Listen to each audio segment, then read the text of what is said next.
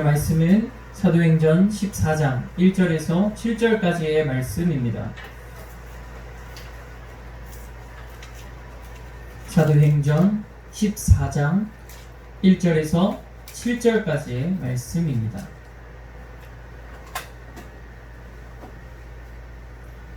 사도행전 14장 1절에서 7절 말씀 우리가 함께 교독하고 마지막 절은 함께 읽겠습니다.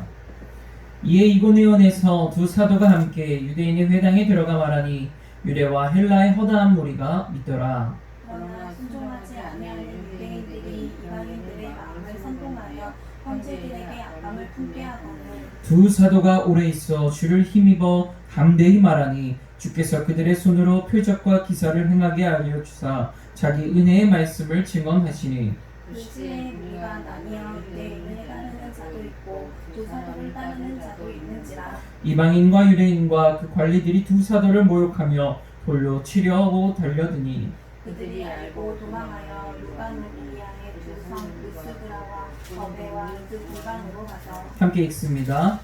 거기서 복음을 전하니라. 아멘. 기도하겠습니다. 사랑과 은혜가 풍성하신 하나님 감사드립니다. 하나님 아버지께서 오늘 우리에게 주시고자 하는 말씀이 있는 줄로 믿습니다.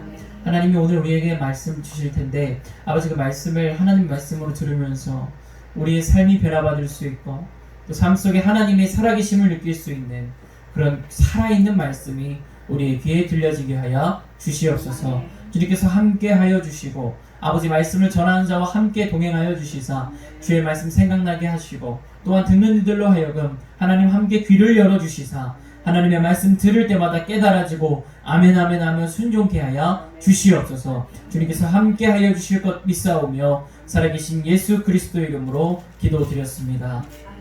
아멘. 할렐루야. 오늘 말씀은 이제 바울과 바나바의 선교의 여정 가운데 벌어진 사건을 기록한 말씀입니다. 바울과 바나바는 훈련을 받고 안디옥에서 이제 선교사로 파송을 받았습니다. 선교사로 파송을 받은 가운데에서 많은 고난을 당하게 되죠. 또 핍박을 당하게 되고 그 중에서도 오늘 말씀은 이고니온이라고 하는 그 지역에서 발생한 일에 대해서 이야기를 하는 것입니다. 바울과 바나바가 복음을 증거하기 위해서 이제 이고니온이라는 곳까지 이르렀습니다. 그리고 그곳에서 또한 박해를 받게 되죠. 예수 그리스도를 받아들이지 않았던 유대인들이 이 당시에 있었어요. 두 무리인데 예수 그리스도를 받아들인 사람들과 그렇지 않은 사람들, 이 두 무리가 유대인들이 나뉘어지게 되는 거예요. 그래서 사도들의 복음과 사도들의 말을 반대하는 유대인들이 그렇게 극성이고 악질적이었다고 합니다.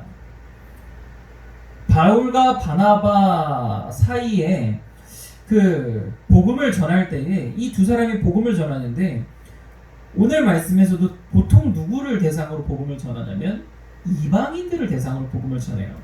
지금도 우리가 선교지로 나간다, 선교하러 나간다고 하는 것은 우리가 그리스도 이 공동체 안에서 예수 그리스도의 공동체 안에서 교회 안에서 목회를 하려고 선교사로 나가는 경우는 거의 없어요. 이미 예수 그리스도를 알고 있는 사람들을 향해서 가는 선교지는 사는 거의 없습니다. 그러면 선교사는 어떻게 어느 곳을 가냐? 복음을 모르는 곳으로 가는 거예요. 복음이 전해지지 않았고 복음을 잘 모르는 사람들에게 가는 것, 그것이 선교사님들이고 그것을 가리켜서 선교지라고 이야기를 하는 거예요. 그 선교지에 이방인들이 가득했습니다. 그 사람들은요 바울과 바나바의 이야기를 듣고 어떻게 했냐? 받아들였어요. 오늘 말씀 2절 말씀 한번 볼까요? 1절 말씀 보겠습니다. 이에 이고니온에서 두 사도가 함께 유대인의 회당에 들어가 말하니 유대와 헬라의 허다한 무리가 믿더라. 할렐루야. 이 두 사람이 복음을 전하니까 그 복음의 말을 듣는 거예요. 믿는 겁니다. 할렐루야. 너무 귀한 곳이에요. 복음의 말을 전하는데 우리 예수 그리스도가 우리의 죄를 위하여 십자가에 달려 돌아가셨습니다. 그리고 그 돌아가신 예수 그리스도가 사흘 만에 부활하신 줄로 믿습니다. 이렇게 복음을 전하니까 허다한 무리가 믿더라 이렇게 이야기를 했습니다. 자, 그렇게 좋은 일들만 선교지에서 있으면 좋은데 아까 이야기 드렸던 예수 그리스도를 받아들이지 않았던 유대인들이 이러한 것을 또 방해하러 온 거예요. 이전에도 방해하고 이전에도 방해를 했었습니다. 계속 바울과 바나바가 복음을 전하지 못하도록 계속 박해했던 거예요. 이 무리가 여기까지 쫓아온 겁니다. 그래서 이제 복음을 못 전하게 하려고 어떤 방법을 썼냐면 바울과 바나바가 복음을 전할 때 이방인들이 그 복음을 들을 때 그 사이를 이간질시키는 거예요. 저 사람들 이상한 사람들이다. 저 사람들이 이상한 사람들이다. 이렇게 이야기하면서 잘못된 거 가르치는 거예요. 이단이다. 지금 너희들을 현혹시키고 있는 거다. 바울과 바나바를 가르쳐서 그렇게 이간질을 시켜놓는 거예요. 바울과 바나바가 누구에게 지금 복음을 전해야 합니까? 이방인들에게 복음을 전해야 돼요. 유대인이 아닌 사람들에게 복음을 전해야 된단 말이죠. 근데 그 사람들에게 복음을 못 전하도록 이간질을 시켜놔요. 그래서 두 패로 나눠지게 합니다. 어떻게 됩니까? 바울과 바나바의 말을 듣고 받아들인 무리도 있지만, 허다한 무리가 있지만 2절 이하, 그러나 순종하지 아니하는 유대인들이 이방인들의 마음을 선동하며 형제들에게 악감을 품게 하는, 악한 감정이 느껴지도록, 저 사람들에게 악한 감정이 느껴지도록 선동했다는 거예요. 그렇게 선동을 하고 나서 말씀을 못 증거하게 두 패로 나눠놨지만 결국 어떻습니까? 이 두 사도가 오랫동안 그것을 참으면서 주를 힘입어 담대하게 선포했다. 할렐루야. 그래서 주의 표적과 기사와 주신 은혜의 말씀을 선포했더라. 자, 그렇게 선포하니까 사람들이 둘로 쫙 나눠지는 거예요. 우리 교회도 지금 의자가 이렇게 두 개가 있지만 이런 것처럼 쫙 두 개가 나눠지는 겁니다. 이렇게 두 개로 나눠지게 된 다음 이 나눠진 무리가, 한쪽의 무리는 바울과 바나바를 따르는 사람들, 한쪽의 무리는 바울과 바나바를 싫어하고 악한 감정을 가지고 있는 사람들이에요. 이제 그 사람들이, 악한 감정을 가진 사람들이 이 바울과 바나바가 계속해서 복음 전하면서 능력을 행하니까 이걸 두 눈으로 못 보겠는 거예요. 그래서 어떻게 하냐면 이것을 막는 겁니다. 막는 것이에요. 막아섭니다. 이것을 막아서면서 박해하고, 오늘 말씀에서 뭐라고 하냐면 5절 말씀에 모욕하면서, 두 사도를 모욕하며 돌로 치려고 달려들었다. 스데반 집사처럼, 사도행전 8장 7장에 스데반 집사처럼 돌로 쳐서 죽이려고 하는 거예요. 그냥 돌로 쳐서 죽이려고 하는 겁니다. 그러니까 바울과 바나바가 이에 먼저 이것을 알게 하신 하나님, 할렐루야. 그것을 알고 도망하였다. 도망했습니다. 그래서 피해서 어디로 갔냐? 루가오니아 지방의 두 성 루스드라와 더베라는 곳에 갔습니다. 그리고 7절 말씀 어떻게 끝납니까? 거기서 복음을 전합니다. 할렐루야. 이 두 사람의 모습을 보면서 우리는 알 수가 있습니다. 우리가 아무리 복음을 전해도, 아무리 선한 마음을 가지고 복음을 전해도요, 그 사람을 듣지 않을 가능성이 너무 많아요. 그 사람이 너무 듣지 않을 가능성이 큽니다. 그리고 또한 오늘 말씀처럼 복음을 아무리 전해도 오히려 화를 내고 나를 싫어하는 사람도 생길 수가 있어요. 복음을 증거했는데. 그런데 왜 그렇게 되는가? 아니, 복음을 그렇게 우리가 선한 마음으로 같이 천국 가기 위하여서, 하나님의 자녀 되기 위하여서, 백성 되기 위하여 전하는데 왜 그들은 우리와 한 형제, 예수 그리스도를 영접한 형제가 되지 못하고 오히려 우리를 죽이고자 하는 원수가 되는가? 왜 원수가 되어야 하는가? 아니, 그냥 이것을 좀 싫어하고 말미는 것이 아니라 왜 원수가 찍었는가? 우린 이것의 본질을 알아야 될 줄로 믿습니다. 요즘 세상이 어떻습니까? 무신론자라고 말하는 사람들이 굉장히 많아요. 특별히 어떤 사람들이 무신론자라고 이야기를 하냐면, 지성이 있고 똑똑하고 학력이 높고 이러한 사람들이 자신들은 하나님이 살아계신 걸 믿을 수가 없다. 자기는 무신론자다. 무신이라는 건 신이 없다라는 얘기예요. 신이 없다. 자, 그런데 이 사람들을 보면요, 이 사람들이 얘기하는 걸 가만히 들어보면 이 사람들은 하나님이 없는 걸 증명하기 위해서 그러는 것인지 몰라도 적대적이에요. 적대적입니다.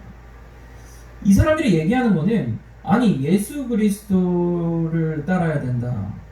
예수 그리스도만 따라야 된다. 예수 그리스도만 길이다.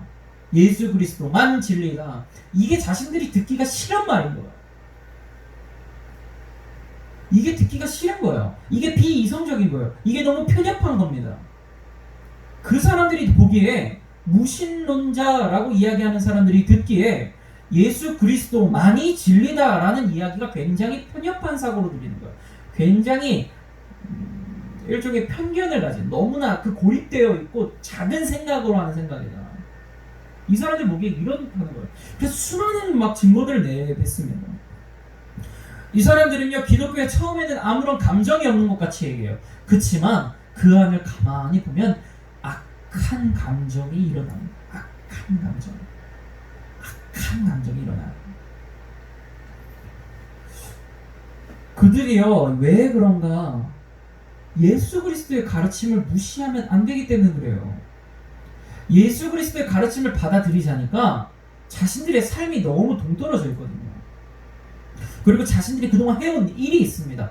마찬가지였어요. 오늘 말씀에 바울과 바나바를 돌로 치어 죽이려는 사람들이나, 스데반 집사를 돌로 쳐서 죽인 사람들이나, 예수님께서 가늠한 여인이 다 그 가늠한 여인을 둘러싸서 그 여인을 돌로 쳐서 죽이려고 했던 그 사람들이나, 이 행위와 이 복음과 이 말씀을 자기들이 받아들이기에 자기들의 삶이 그동안 어떤지를 너무 잘 알고 있는 거예요.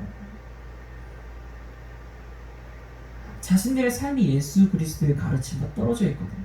자신들 그렇게 안 살고 싶고 안 살았거든요. 그래서 그것을 인정하기가 싫은 거예요. 싫어합니다. 자신의 선택지를 뺏긴 것 같다는 거예요. 아니, 자유의지를 말로만 줬다며, 하나님이 주셨다며. 근데 왜 뺏어가는 거야? 우리가 선택할 수 있는 권리를. 하나님 그런 선택지 주신 적 없습니다. 제가 말씀드렸죠. 자유의지를 주셨다는 것은 우리가 죄에서 자유할 수 있는 힘을 주셨다는 사실인 줄로 믿습니다. 하나님은 그 자유를 주신 거예요. 우리에게 선택권을 주신 게 아니에요. 우리의 선택, 어떤 아버지가 자기 자녀에게, 야, 저기에 낭떠러지로 가는 길이 있고 여기에 맛있는 음식을 먹는 안전한 반석 위에 세워진 집에서 아버지와 함께 식사하는 자리가 있다. 이걸 자녀에게 선택지를 주는 아버지가 어디 있어요, 세상에. 저기에 떨어지면 낭떠러지야. 야, 저기에 가면은 아버지랑 같이 맛있는 저녁 식사할 수 있어. 어떤 아버지가 세상 천지에 그것을 선택할 권리를 주는 사람이 어디 있겠냐는 거예요. 하나님 마찬가지라고 하는 거예요. 그래서 우리가 낭떠러지로 가려 하면 하나님 치시는 겁니다. 하나님 사랑하는 자녀에게 채찍질을 하신다. 히브리서 말씀이 있지 않습니까? 사랑하는 자녀에게 채찍질을 하시면서 거기 아니야 이렇게 치신다는 거예요. 근데 그걸 모릅니다. 몰라요. 무신론자들에게 수많은 기독교인들이 이야기를 아무리 해 가도 모른다는 거예요. 복음을 듣지만 그것에 대해서 받아들이지 못하는 사람들의 어떤 모습을 보이느냐. 그 사람들은요, 참 놀라워요. 자기만 복음을 안 받으면 되는데 옆 사람에게 전도해요. 저거 가짜라고. 하나님 없다고. 아니, 우리가 전도하듯이 전도한단 말이에요. 참 신기하지 않습니까? 그냥 예수 그리스도를 안 믿으면 그만인데 그게 안 된다는 거예요. 하나님이 그런 법을 내리신 적이 없다는 거예요. 말씀하십니다. 칼이라는 것은 어떻습니까? 제가 아이들에게 수학을 또 가르치다 보면 아는데, 이렇게 도막이 있잖아요. 한 도막이 있는데 칼질을 한 번 하면 몇 도막이 됩니까? 2도막이 돼요. 하나님은요, 딱 하나를 주셨어요. 딱 하나 무엇을 주셨냐? 예수 그리스도를 주셨습니다. 할렐루야. 근데 그 예수 그리스도가 뭐라고 이야기하셨냐면, 내가 평안을 주러 왔다고 생각하지 마라. 무엇을 주려고 오셨다고 하셨습니까? 칼을 주러 오셨다고 했어요. 칼을. 내가 너에게 칼을 주었다. 이게 무슨 말씀입니까? 이 하나님의 선택지 앞에 갈린다는 거예요. 이게 한 세 갈래로 나뉘면 어떻습니까? 뭐 그러면은 뭐 여기가 여기랑 붙고 여기가 여기랑 싸우고 여기가 여기가 화합하고 뭐 이러겠죠. 뭐 우리나라 뭐 정치 막 이렇게 보면. 근데 어떻습니까? 이게 정치도 마찬가지입니다. 이게 두 개가 되니까 막 싸우잖아요. 그냥 서로가 그냥 발전적인 얘기를 하는 게 아니라 그냥 막 싸우는 거예요. 막 그렇게 싸우는 겁니다. 그런데 칼로 예수 그리스도를 통하여 딱 나눠보니까 바울과 바나바의 이야기를 듣고 따르는 무리가 있고 순종하는 무리가 있고 허당한 무리가 있고 그것을 듣고 악한 감정을 품고 이것을 공격해야만 자기 자신이 살아남은 사람들로 남았다는 거예요. 그러니까 우리가 다른 거 생각하면 안 되는 것이 복음을 가지고 우리가 무장하고 나갈 때는 딱 하나예요. 복음을 들을 사람과 듣지 않고 우리를 공격할 사람 두 가지라는 거예요. 우리의 말을 듣고 무시한다? 그건 무시가 아니라 오히려 그 사람 무시하는 가운데 하나님이 씨앗을 숨겨놓은 사람일 수도 있어요. 그 사람이 그렇게 열매 맺을 수도 있습니다. 우리가 복음을 증거했는데 무시했다. 근데 그 사람 마음속에 그 씨앗이 남아있을 가능성이 있어요. 이 사람은 무엇입니까? 허다한 무리가 되는 거예요. 이 사람 허다한 무리가 되는 거예요. 이런 사람들이 나중에 열매가 되는 겁니다. 근데 우리가 복음을 증거했는데 무시하는데 이 사람 마음속에 또 다른 씨앗이 심겨집니다. 악한 씨앗이 심겨져요. 저 사람들 왜 저래? 저 사람들 이상해. 왜 내 갈 길을 방해하는 거야? 왜 내 삶에 참견하는 거야? 그 씨앗이 심겨지면서 기독교인이라면 일을 하게 되는 거야. 두 가지로 탁 나뉜다는 거야. 자기 자신들을 속이고 있어요. 사람들 얘기해서 물어보면 기독교 교회 안 다니는 사람들, 예수님 안 믿는 사람들 물어보면 그 마음속에 악한 씨앗이 있는 사람들이 있어요. 근데 그렇지 않은 사람들을 보면 복음의 씨앗이 심겨져 있더라 이거예요. 할렐루야. 지금 당장은 입으로 예수 그리스도를 고백을 안 해요. 그렇지만 어떻습니까? 우리 경험해 보잖아요. 교회로 나와 앉잖아요. 할렐루야. 이게 무엇이냐면 마음에 복음의 씨앗이 있으니까 여기 앉아있을 수가 있는 거예요. 나중에라도. 악한 씨앗이 남아있는 게 아니라. 수많은 방송들을 보십시오. 어떻습니까? 예수 그리스도의 영접한 방송에 나오는 사람들이 있고 그 사람들을 어떻게 하면 공격할까 하는 사람들이 있어요. 그 이야기를 못하게 하려는 사람들이 있어요. 이것은 하나님이 정한 하나님의 기준입니다. 세상 사람들이 이야기하는 기준이 아니에요. 하나님이 정하신 기준입니다. 이 세상이 둘로 나눠집니다. 우리가 이 가르침 앞에 한번 우리 자신을 대입해 봐야 돼요. 우리 어떻습니까? 복음을 전할 때에, 복음을 들을 때에 여러분들이 어떻냐는 거예요. 여러분들이 복음 앞에 딱 섰을 때에 여러분들에게 복음을 증거하면 어떻냐는 겁니다. 내가 복음을 받아들이고 순종하는 사람인가? 아니면 복음에 악한 마음을 가지고 있는 사람인가? 우리는 예수님을 영접한 자들인 줄로 믿습니다. 근데 그게 참 쉽지가 않습니다. 쉽지가 않아요. 우리가 이 말씀을 보면서 깨달을 것이 있는 것인데 한 목사님이 계셨어요. 이것도 제가 저번 주에 말씀드렸던 책에서 봤던 그 목사님 똑같은 그 목사님 성함이 생각이 안 나는데 하여튼 그 목사님 이야기예요.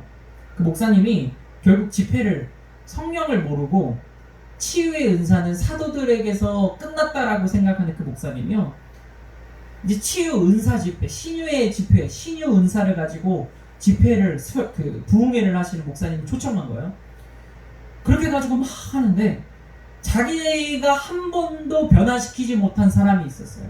자신이랑 너무 친한데 이 사람 자기 말을 아무리 해도 변화받지 못해요. 항상 불안에 시달리는 사람이 있었어요. 남에게 인정받고 싶은 사람이 있었어요. 여자가.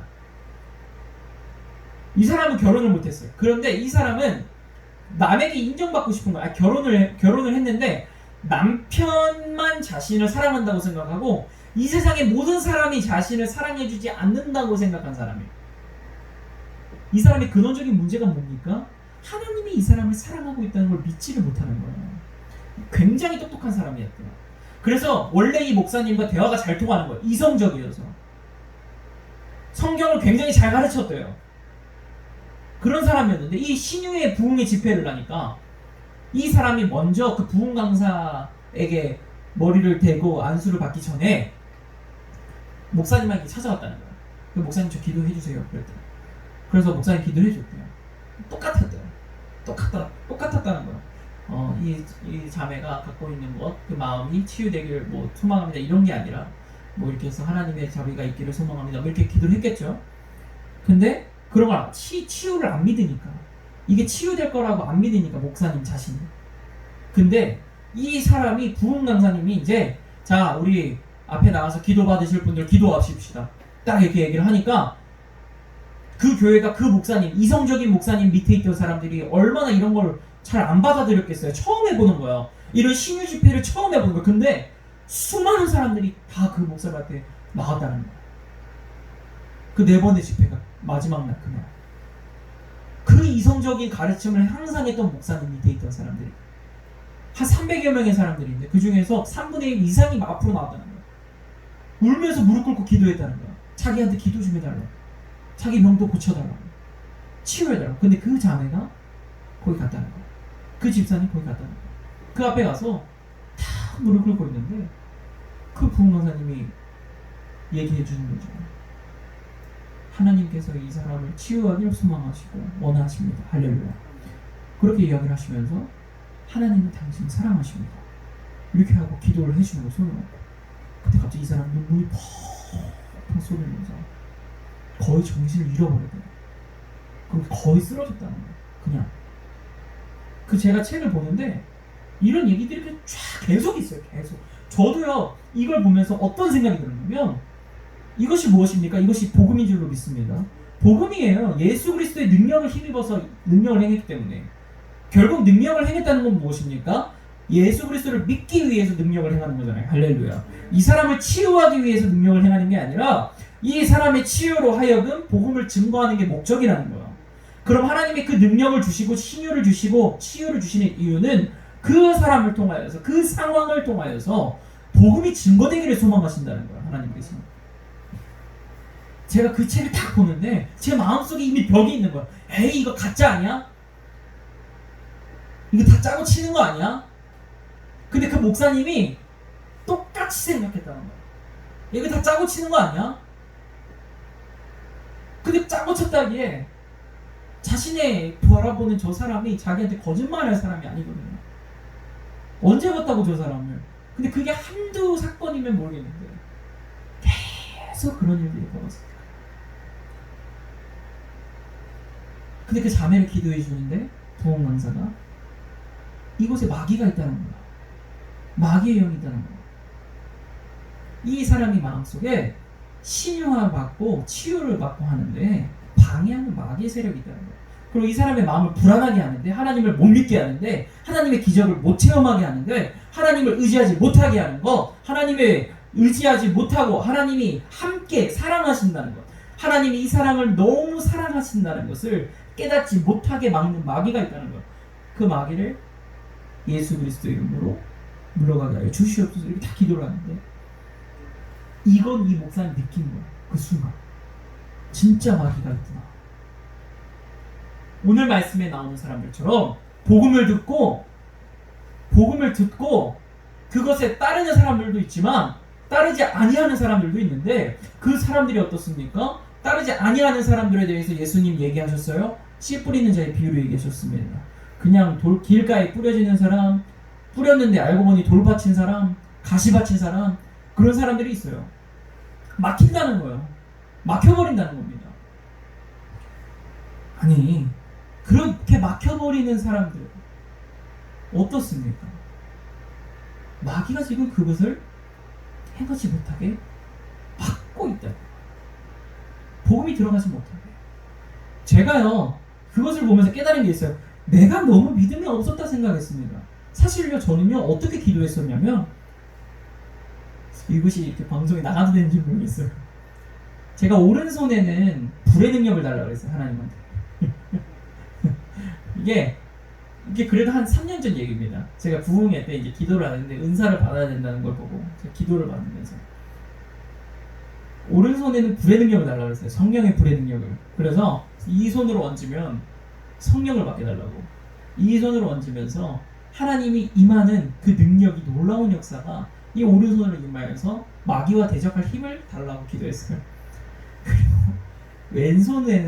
왼손에는 하나님 신유의 은사를 주시옵소서 그랬어요. 그래서 왼손으로 손을 얹으면 병이 낫기를 소망합니다. 그 사람에게 제가 왼손을 얹으면 병이 낫기를 소망합니다. 근데 제가 이렇게 기도해놓고 한 번도 기도해 준 적이 없어요. 다른 사람들. 내가 왜 그랬을까 생각한 거예요. 그러니까 제가 기도해 줬다는 말은 무엇이냐면 진짜 그 사람, 아픈 사람한테 가서 한 20분 정도 막 앉아가 기도해 준 적이 없다는 거예요. 그냥 누가 아프다 그러면 누가 아프지 않게 해줘서 그냥 잠깐 이렇게 기도하거나 손을 잡고 기도하거나 잠깐 아픈 부위를 잡고 기도하거나 뭐 이 정도는 했는데 진짜 이 아픈 사람한테 가가지고 기도한 적이 없는 거야.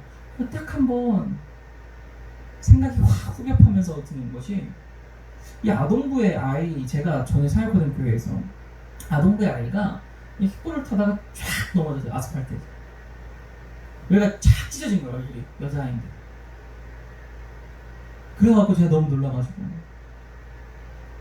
걔를 데리고 저기를 간 거예요. 병원에. 그래서 걔는 이렇게 보내고, 지금 헷갈렸는데, 걔가 아니라 어떤 애가 성경학교를 하다가 비가 오는데 집에 가다가 이 젤리 슈즈 같은 거를 신고 가다가 넘어져 버린 거야. 밑에 돌에 찍힌 거예요. 그럼 애가 울면서 난리가 난 거예요. 얼굴이 찍혀갖고. 그래서 걔를 제가 직접 태워갖고 제 성모병원에 데려갔어요. 응급실에 데려간 다음에 어떻게 해야 되냐 말하면서 이제 그거를 제가 데려간 게 아니라 하여튼 같이 갔어요. 권사님이랑 택시를 타고 나한테 같이 갔습니다. 가갖고 막 하고 있는데 부모님이 이제 막 오시고 막 해가지고 제가 기도를 해줬어요. 제가 그 말을 보면서 또 오늘 설교도 보면서 그 생각이 나요. 아, 맞다. 내 왼손에 신유의 은사가 있었지? 막 이러면서 이 기도를 하고 참 놀라운 일들이 많았었던 것 같아요. 그러니까 아이가 평안해지고, 또 한 번은 제가 아동보호 사역을 좀 오래 했었어요. 그 전에 청소년 사역 한 3년 하다가 아동보호 사역도 한 4년을 했는데, 주위에서 다 왜 그런 거 하냐고 그랬어요. 애들이랑 같이 놀아주는 거지. 교회에서 재밌게 놀고 애들한테 말씀 조금씩 주면 되지, 왜 그런 걸 하냐라고 했던 게 뭐였냐면, 애들과 함께 전인적 치유 수양회를 한 거예요.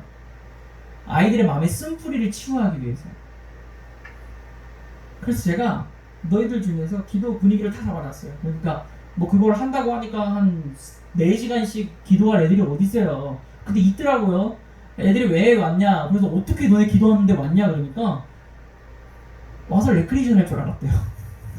전도사님은 한 20분 기도하고 레크레이션. 근데 왜 걸 저는 찬양만 1시간 했어요. 거의 찬양만 1시간 하고 기도하고 은사 집회하고 그러면서 애들한테 너네 쓴뿌리 다 갖고 오라고 얘기하고 막 했어요. 그러면서 막 했는데, 야, 어떤 애가 뭘 적어서 가져왔어요. 제가 이거 내용은 그 아이의 또 그게 있기 때문에 얘기를 못하지만 적어왔는데, 제가 그거를 어떻게 했냐면 자기 쓴뿌리를 적으려서 발표할 수 있는 걸 적으라 그랬어요. 여기 있는 수많은 사람들 앞에서 얘기할 수 있는 걸 적어라. 그리고 기도하자. 함께 기도하자. 그걸 위해서 적어온 거예요. 적어왔더니 제가 보는 눈물이 나요. 눈물이 참을 수가 없는 그런 사연이었어요. 이 초등학교 6학년짜리 애가 적은 사연이 눈물이 나는 거야. 눈물이. 걔를 붙잡고 기도하는 거야. 모르겠어요. 하나님이 어떻게 치유하여 주셨는지 모르지만 이 아이가 막 울면서 얘기하는 거예요. 저는 그 속에서 그걸 생각합니다. 이 아이가 어떻게 됐는지도 모르겠지만 저는 그 아이가 그때 하나님의 치유하심 받았다고 생각합니다. 할렐루야. 생각이 아니라 믿습니다. 그런 하나님 능력이 있습니다. 복음 전할 때 하나님 능력 주세요. 우리는 그거 믿고 전하는 건 아닙니까? 오늘 말씀에서 전했던 이 사람들 어떻습니까? 복음을 전하는 거예요. 타협하지 않습니다. 타협을 안 해요. 타협을 안 하고 타협해야 될 것 같이 돌로 쳐서 오면 돌을 들고 딱 얘기하는 거예요. 야, 너네 그 복음 계속 전할래? 아니면 그만 전할래? 아니면 너네 빨리 그 잘못했다고 빌래? 이렇게 돌을 들고 딱 오는 거야. 그럼 어떻습니까? 이 사람들이 차라리 거기서 순교하거나 스데반처럼, 아니면 그냥 도망치는 거예요. 다른 곳에 가서 또 복음을 전하는 거예요. 왜 그렇게 전합니까? 하나님의 명령이 있지만, 하나님의 명령이 있고 나서는 무엇이냐면 복음을 전할 때 이런 하나님의 능력이 임하는 줄로 믿습니다. 그것 때문에 전하죠. 오늘 말씀 보면 여기에서 무슨 능력이 있었을까 우리가 생각하게 되잖아요.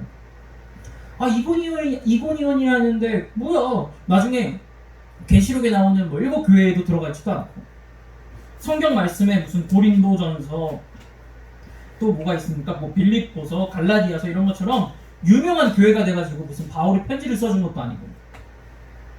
이고니온이 뭔데? 루스드라가 뭐고 더베가 뭔데? 우리 이렇게 생각할 거예요. 바울이 여기서 잘 성공하지 못했나 보다. 부흥하지 못했다. 천만의 말씀. 하나님의 능력이 어떻게 임했냐? 이때 복음을 들은 사람이 한 사람 있었어요. 누가 있었는가? 디모데가 여기 있었어요. 디모데라는 사람이 여기 있었어요. 디모데가 여기서 변화된 거예요. 이 루스드라, 이고니온, 더베 이 지역에서 디모데라는 사람이 여기서 변화가 되기 시작한 거예요. 할렐루야. 디모데라는 사람 꽤 중요합니다. 왜 중요하냐? 사도 바울 죽었습니다. 다 죽었어요. 사도를 죽고 아볼로도 이젠 없습니다. 그 다음 그 초대교회의 불같은 성령의 힘, 예수 그리스도의 복음을 가장 대표적으로 전한 사람이 디모데예요. 가장 우리에게 널리 알려진 사람이 디모데예요. 디모데 전후서. 바울이 디모데에게 쓴 편지. 내 아들 디모데야. 그 사람이 세워지는데, 하나님이 이곳에서 이때에 아무런 능력이 없는 것 같아 보이지만 순수한 복음을 전할 때, 할렐루야, 남들과 타협하지 않는, 세상과 타협하지 않는 복음을 전할 때에 하나님이 능력을 주신 줄로 믿습니다. 우리도 이것을 바로 알아야 돼요. 우리가 세상과 타협해서 교회로 데려올 수는 있어요. 야, 괜찮아, 교회도 괜찮아, 교회에서 뭐 이것저것 다 해도 되고 괜찮아. 아이, 예수님 잘 모르면 어때? 저 차근차근 교회에서 배우면 되지 만 이러면서 막 데려와요. 그럴 수는 있어요, 우리가. 그런데 그 사람에게 전하지 못한 복음 때문에, 그 사람에게 똑바로 못 전한 복음 때문에 그 사람이 천국의 문턱까지 우리가 낮춰줄 수는 없습니다. 우리가 교회의 문턱은 낮춰줄 수 있어요. 교회의 문턱은 낮춰서 무슨 잔치 해가지고 막 부르고 그러면서 이 사람들을 초청해서 뭐 복음 전한다 할 수 있습니다. 근데 그 사람들이 듣기 좋은 말을 하려고, 세상 사람들이 듣기 좋은 말을 하려고 예수 그리스도만이 능력이시고, 할렐루야, 예수 그리스도만이 길과 진리요 생명이심을 고백하는 것에 타협점이 생겨버리면 우리는 그 문턱을 낮춰줄 수 있으나 하나님은 그 사람으로 향하여 천국의 문을 낮춰주시진 않으신다는 거예요. 그걸 바로 알아야 될 줄로 믿습니다. 우리는 그 문을 낮춰줄 수 있으나 하나님은 그러시지 않으십니다. 그게 공의의 하나님이기 때문에. 그러니까 우리가 어떻게 합니까? 복음으로 순수하게 무장해야 돼요. 우리 안에 예수 그리스도만이 진리이다, 이것이 흔들리면 안 됩니다. 그것이 길이다, 그것밖에 없다, 나는 없고 예수로 산다, 이 가르침이 없으면 안 되는 줄로 믿습니다. 이게 우리 안에 살아있어야 돼요. 이게 살아있어야, 이게 살아있고 이것만 있어야, 이것 외에 다른 타협점을 찾으면 안 되고, 이것이 있어야 하나님의 능력이 임한 줄로 믿습니다.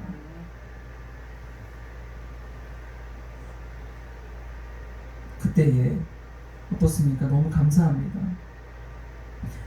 하나님의 능력이 임할 때 우리가 그렇게 복음을 증거하면 하나님의 능력이 임하잖아요. 그것이 무엇입니까? 우리 신앙에도 좋은 일이에요. 할렐루야. 하나님 능력을 경험한 사람이야. 그렇지 않은 사람이에요.